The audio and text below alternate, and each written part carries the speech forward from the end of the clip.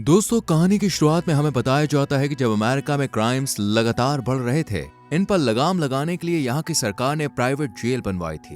इन्हीं में से एक था टर्मिनल आइलैंड। यहाँ पर इल्लीगल रेस का प्रोग्राम होता था और ये लाइव दिखाई जाती थी। जितनी इसकी टीआरपी आती उतना ही प्रॉफिट इस जेल के ओनर को होता। अब यहाँ फ्रैंकेनस्टाइन नाम का एक कैदी रेस में सबसे आगे चल रहा था। ये बस रेस जीतने ही वाला था कि तभी इसकी कार के सभी वेपन्स डीएक्टिवेट कर दिए जाते हैं, जिस वजह से फ्रैंकेनस्टाइन इन्हें यूज नहीं कर पाता। इस रेस में एक और रेसर बाकी था जिसका नाम था जो भी फ्रैंकेनस्टाइन को हराकर इस रेस को जीतना चाहता था, इसलिए वो फ्रैंकेनस्टाइन की कार को टक्कर मारता है। ये देखकर फ्रैंकेनस्टाइन अपने साथी केस से कहता है कि ये लड़ाई मेरी है, तुम यहाँ से जा सकती हो। इतना सुनते ही केस पैराशूट की मदद से तुरंत यहाँ से बच निकलती है और तभी जो जैसे ही फ्रैंकेनस्टाइन की कार पर अटैक करता है, वैसे ही फ्रैंकेनस्टाइन की कार में एक बड़ा धमाका होता है और सीन यहाँ से कट होकर शिफ्ट होता है जेनसन नाम के शख्स पर। जेनसन काम से घर पर आता है और अपनी वाइफ से मिलकर अपनी छोटी सी बेटी के पास जाता है, लेकिन इतने में ही किचन में एक मास्क लगाया हुआ शख्स जेनसन की वाइफ के पास आकर उसे मार डालता है। थोड़ी देर बाद जब जेनसन किचन में आता है तब उसे अपनी वाइफ की डेड बॉडी मिलती है। अभी ये कुछ कर पाता है, इतनी ही देर में वो मास्क वाला शख्स इस पर भी अटैक कर इसे बेहोशी की हालत में पहुंचा देता है और जब जेनसन को होश आता है तो इसके सामने पुलिस होती है जो कि जेनसन को गिरफ्तार कर रही थी। पुलिस का कहना था कि जेनसन ने ही अपनी बीवी को मारा है। जेनसन भी टर्मिनल आइलैंड की जेल में आ जाता है, लेकिन यहाँ खाना खाते वक्त इसके पास कुछ कैदी आकर इसके साथ हाथापाई करने लगते हैं। जेनसन भी इन पर हमला बोल देता है, लेकिन गार्ड वक्त पर आकर ये फाइट रोक देते हैं। इसके बाद जेनसन को जेल के वार्डन के पास ले जाया जाता है। वार्डन बताती है कि तुम पर जिन लोगों ने हमला किया है वो अब तुम्हें मार कर ही दम लेंगे, चाहे तुम जेल से बाहर ही क्यों ना चले जाओ। वार्डन को जेनसन की फाइल देखकर पता चल चुका था कि ये एक माहिर रेसर है, इसलिए वार्डन जेनसन को भी डेथ रेस में हिस्सा लेने के लिए कहती है और बताती है कि इस खतरनाक रेस के 5 राउंड्स होते हैं। अगर तुम उन राउंड्स को जीत गए तो तुम्हें आजाद कर दिया जाएगा, फिर चाहे तुमने कितना ही बड़ा जुर्म क्यों ना किया हो। आगे वार्डन जेम्स को फ्रैंकेनस्टाइन के बारे में बताती है कि वो हमेशा मास्क पहन कर रखता था क्योंकि उसका चेहरा रेस के दौरान जल गया था। हालांकि फ्रैंकेनस्टाइन की रेस में मौत हो गई है, लेकिन ये बात लोगों को नहीं पता है और वो आज भी उसका रेस में उतरने का इंतजार कर रहे हैं। इसलिए तुम उसकी जगह मास्क पहनकर जाओ और सिर्फ एक राउंड ही जीत कर यहाँ से आजाद हो जाओ। साथ ही वार्डन ये भी कहती है कि तुम ये रिवील नहीं करोगे कि तुम फ्रैंकेनस्टाइन नहीं हो, वरना शो की टीआरपी गिर जाएगी। हालांकि जेनसन हिस्सा लेने से मना करता है, लेकिन जब वार्डन इसे बताती है कि तुम्हारी बेटी को किसी ने अडॉप्ट कर लिया है और वो तुम्हें नहीं बल्कि उसे फादर कहेगी, तो जेनसन अपनी बेटी को वापस पाने के लिए यहाँ से आजाद होने के लिए मान जाता है। इसके बाद जेनसन अपने कोच और असिस्टेंट से मिलता है जो कि इस रेस की जानकारी देते हैं और असिस्टेंट कहता है जो बहुत ही डेंजरस है, उसने कई लोगों को रेस में मारा है और इसकी गिनती उसने अपने चेहरे पर कट मार कर की हुई है। कोच जेनसन को बताता है कि इस रेस के 3 पड़ाव हैं। 2 राउंड में तुम्हें खुद को सेव कर एंडिंग लाइन तक जाना है और 3rd लाइन में तुम स्पीड से जीतोगे। यही जेनसन की नजर कुछ लोगों के हाथ पर लगे सेंसर पर पड़ती है। कोच बताता है कि ये लोग ट्रैक पर वर्क करने के लिए गए हैं, ये यहाँ से ना भागे इसलिए इनके हाथ में सेंसर लगाए गए हैं। ये देखकर जेनसन को याद आता है कि जिस शख्स ने इसकी बीवी को मारा था उसके हाथ पर ऐसा ही सेंसर था। अब हम रेस का फर्स्ट डे देखते हैं जहां वार्डन जेनसन को फ्रैंकेनस्टाइन के कपड़े और मास्क देती है। जब जेनसन ऐसे बाहर निकलता है तो सभी कैदी उसे फ्रैंकेनस्टाइन समझकर खुशियां मनाते हैं। इसके बाद कैदियों को कार के पास ले जाया जाता है। यहाँ हम कुछ कैदी लड़कियों को भी देखते हैं जिन्हें दूसरी जेल से यहाँ रेस में हिस्सा लेने के लिए लगाया गया था। ये नेविगेटर का काम करती थी।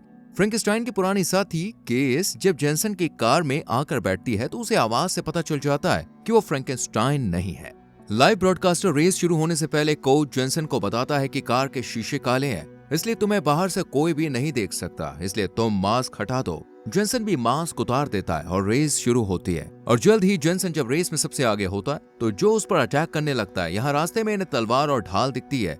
केस बताती है कि अगर तुम तलवार चूज करोगे तो तुम्हें गोली बारूद मिलेंगे, लेकिन अगर तुमने ढाल चुनी तो तुम्हें पेट्रोल और धुआं मिलेगा। यही हमें स्कल भी दिखाए जाते हैं, यानी इस पर अगर किसी रेसर ने कार चढ़ाई तो सामने से भाले निकलकर उसे खत्म कर देते हैं। जो गोलियों से जेनसन पर फायरिंग करता है, यह देखकर जेनसन जब अपनी ढाल का इस्तेमाल करने की कोशिश करता है तो देखता है कि उसके वेपन काम नहीं कर रहे।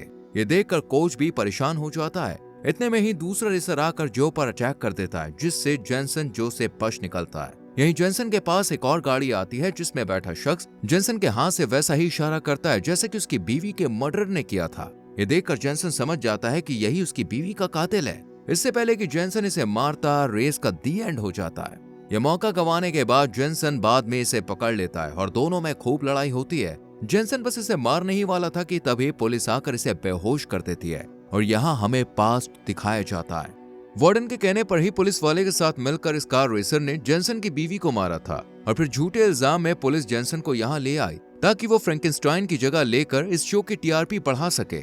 अगले दिन फिर से रेस शुरू होती है, लेकिन इस बार जेनसन वार्डन की सच्चाई जानने के लिए अपनी कार पीछे ही रखता है और केस इसे बताती है कि फ्रैंकेनस्टाइन की कार के सारे वेपन वार्डन ने मुझे डीएक्टिवेट करने को कहा था ताकि वो रेस ना जीत सके और यहीं जेल में रहकर रेस का हिस्सा बनता रहे, जिससे इस गेम की पॉपुलैरिटी ऐसे ही कायम रहे।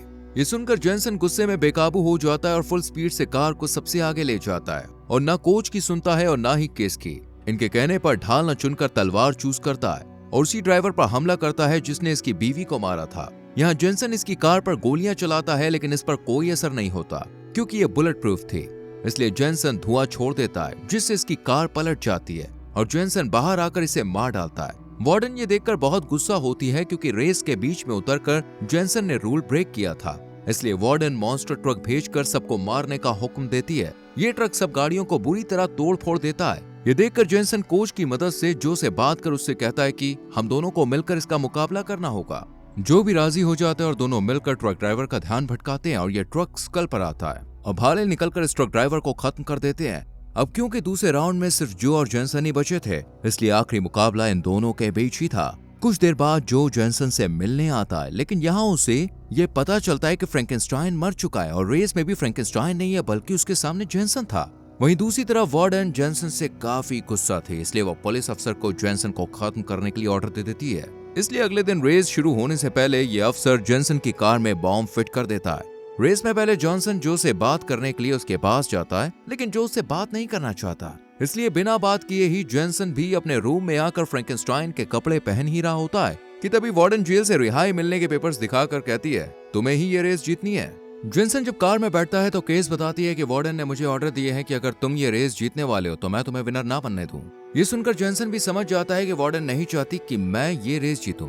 खैर, आखिरी रेस शुरू होती है जहां जेनसन बड़े ही माहिर तरीके से सबसे आगे निकल जाता है। ढाल और तलवार भी हासिल कर लेता है, लेकिन जब इस्तेमाल करने की कोशिश करता है तो उसका कोई भी वेपन काम नहीं करता क्योंकि वार्डन ने इन्हें डीएक्टिवेट कर दिया था। सिर्फ जेनसन के ही हथियार डीएक्टिवेट थे, जबकि जो के सभी वेपन्स अच्छे से काम कर रहे थे। इसलिए जो जेनसन पर अटैक करता रहता है और फिर जेनसन को मारने के लिए जो एक बड़ा खतरनाक रॉकेट इसकी तरफ फेंकता है, लेकिन किसी तरह जेनसन इससे बच निकलता है और ये रॉकेट जब दीवार पर ब्लास्ट होता है तो चारों तरफ धुआं ही धुआं फैल जाता है। इसी धुएं में वार्डन और सिक्योरिटी को कुछ नजर नहीं आता, इसलिए जो और जेनसन बड़ी चालाकी से ट्रक से उतर जाते हैं और ये बात वार्डन को धुआं कम होने पर पता चलती है कि ये दोनों जेल से भागने की कोशिश में लगे हुए हैं। ये देखकर वार्डन काफी गुस्सा और परेशान हो जाती है और सबसे पहले लाइव ब्रॉडकास्ट को रुकवाती है और फिर इनके पीछे हेलीकॉप्टर छोड़ देती है और साथ ही कई गाड़ियां भी इन दोनों का पीछा करती हैं। इसी बीच वार्डन को जेनसन की गाड़ी में हुआ बॉम्ब फिट याद आता है, जिसे वार्डन एक्टिव करने के ऑर्डर देती है, लेकिन कुछ नहीं होता क्योंकि कोच ने जेनसन की गाड़ी में लगा बॉम्ब डिसेबल कर दिया था। लेकिन अभी भी हेलीकॉप्टर जेनसन और जो का पीछा कर ही रहे थे, इसलिए दोनों अलग अलग रास्ते पर निकल जाते हैं। यहाँ जेनसन कार से उतर जाता है और केस कार चलाती है और हेलीकॉप्टर्स को अपने पीछे दूर तक भगाती है और फिर फ्रैंकेनस्टाइन के कपड़े और मास्क पहनकर कार पर आकर खड़ी हो जाती है। जब वार्डन इसे देखती है तो उसे लगता है कि जेनसन अब पकड़ा गया है, लेकिन वहीं दूसरी तरफ जो और जेनसन दोनों ट्रेन में चढ़ जाते हैं। जो बताता है कि मैं मियामी जाऊंगा। इस पर जेनसन बताता है कि मैं पहले अपनी बेटी से मिलूंगा और फिर तुम्हारे पास मियामी आ जाऊंगा। इधर अफसर वार्डन को कांग्रेट्स करता है क्योंकि आज की टीआरपी सबसे हाई थी और जब ऑफिसर वार्डन को किसी का भेजा हुआ गिफ्ट देता है तो बॉक्स खोलने पर इन्हें वही बॉम्ब दिखता है जो ऑफिसर ने जेनसन की कार में फिट किया था और तभी धमाका होता है और वार्डन मारी जाती है और हम कोच को देखते हैं, यानी कोच ने ही ये बॉम्ब ब्लास्ट किया था। इसके बाद कहानी 6 महीने बाद की घूमती है जहां हम जो और जेनसन दोनों को एक गैराज में गाड़ी सही करते हुए देखते हैं। यहाँ केस भी जेनसन से मिलने आती है और जेनसन केस को अपनी बेटी से मिलवाता है और सभी बहुत खुश होते हैं और यहीं पर मूवी खत्म हो जाती है।